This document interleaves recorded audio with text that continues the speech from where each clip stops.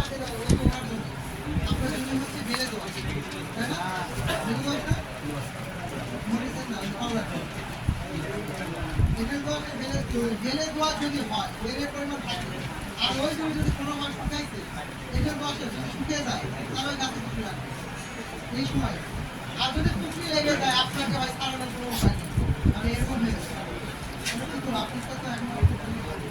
তো যে কারণে বলা হচ্ছে যে ধরনের জমি বা মাটির কন্ডিশনে যে ফসলগুলো ভালো হয় সেই অনুযায়ী আমরা ফসল নির্বাচন করবো।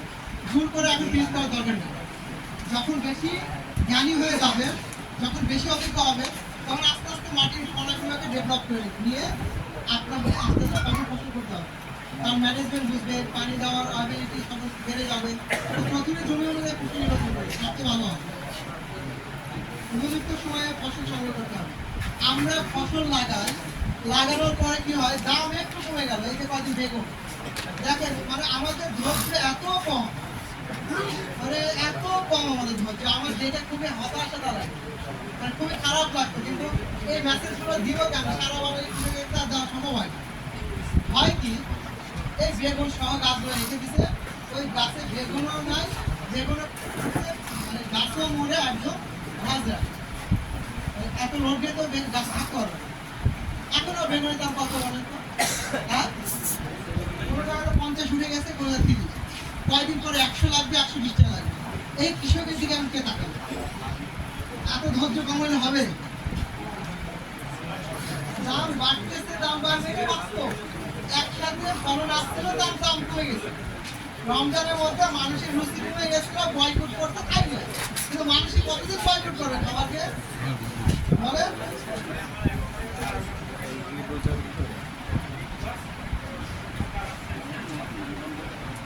আচ্ছা, বেগুনের টেম্পারেচার যখন বেড়ে যায়, শুট করা কন্ট্রোল করা খুবই কঠিন হয়ে যায়। পাতা ডগা খাওয়া, মানে খড় ছিদ্র করা, যত ধরনের আছে সব ক্লিয়ার করবেন।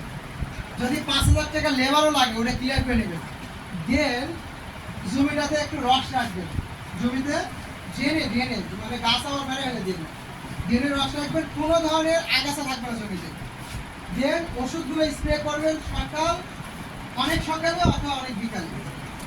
এইটা আপনি এখন আবার আমরা কেস করে দিতে পারেন যে এই সময় যে পরিমাণ কীটনাশক লাগবে, যদি আমি বলি যে এইভাবে দেন তাহলে কাজ হবে, তাহলে আবার যদি অন্য রকম ইয়ে থাকে না, তাহলে বলি যে এত ওষুধ দিলে মানুষ খাবে, বিষ খাবে।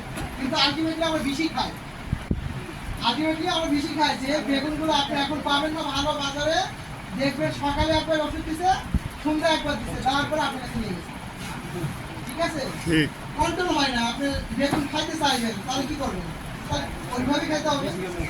এখন আমরা চেষ্টা করতেছি জৈব এবং নেট হাউস এবং কিছু আলাদা প্রেসক্রিপশন, আলাদা ফর্মুলা দিয়ে বেগুনের রোগের জন্য আমাদের আলাদা প্রেসক্রিপশন করা হয়েছে।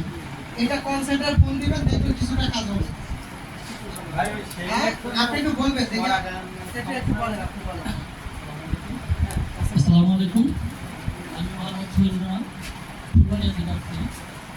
তো আমাদের বর্তমানে যে বেগুনের স্পেশাল করা হয়েছে, এই স্পেশালটা অত্যন্ত ভালো।